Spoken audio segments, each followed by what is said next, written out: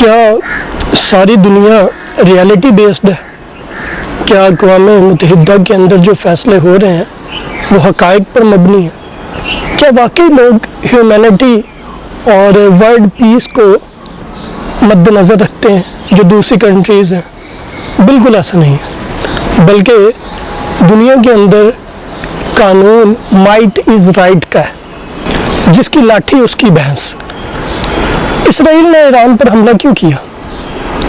وہ کہتا تم ایٹم بم نہیں بنا سکتے۔ اس نے اس کی وجہ سے اس کے جرنل اور کئی سائنسدانوں کو قتل کر دیا۔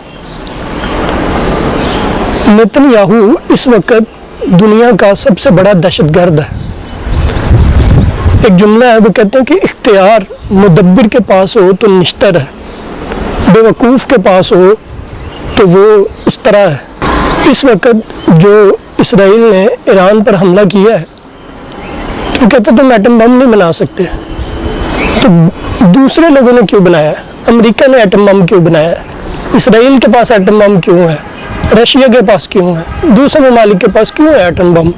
یا تو سب کے تلف کر لیے جائیں اور پھر اسے بھی کہا جائے کہ تم کیوں بنا رہے ہو۔ جب سب نے بنائے ہوئے ہیں تو یہ بھی اپنی بقا کے لیے، اپنی سلامتی کے لیے بنا رہا ہے، تو اس میں کیا مسئلہ ہے؟ آج کل جو جنگیں ہیں وہ صرف ہتھیاروں سے نہیں لڑی جاتی، بلکہ ڈپلومیسی کا جو محاذ ہے اس پر بھی جنگ ہوتی ہے۔ آج اگر ہم اسرائیل اور ایران کو ڈپلومیٹیکلی دیکھیں تو یہ کہاں پر کھڑے ہیں؟ ریسنٹلی 22 ممالک نے پاکستان کی سرپرستی میں ایک اعلامیہ جاری کیا جس میں اس نے کہا ہے کہ اسرائیل نے ایران پر غلط حملہ کیا۔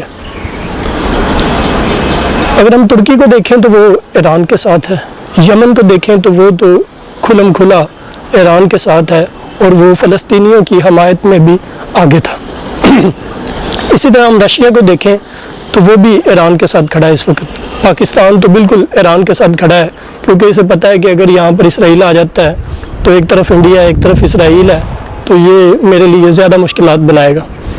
کوریا نے بھی نیتن یاہو کو دہشت گرد قرار دیا ہے اور ایران کی حمایت کا اعلان کیا ہے۔ افغانستان وہ بھی ایران کے ساتھ ہے۔ سعودی عربیہ، محمد بن سلمان، اس نے پہلی دفعہ جو ہے وہ ایران کی حمایت کی ہے اور بڑے پرجوش انداز سے کی ہے۔ چائنا وہ بھی ایران کے ساتھ کھڑا ہے، لیکن خاموشی کے طور پر۔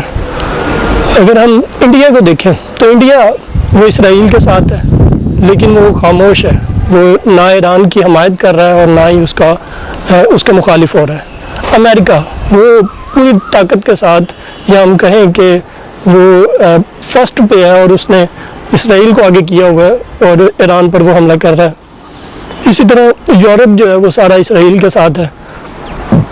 برٹش برطانیہ وہ بھی ایران اسرائیل کے ساتھ کھڑے ہیں۔ تو یہ ایک ڈپلومیٹیکلی جو جنگ ہے، اس میں اگر ہم دیکھیں تو ایران کو اس وقت فوقیت حاصل ہے۔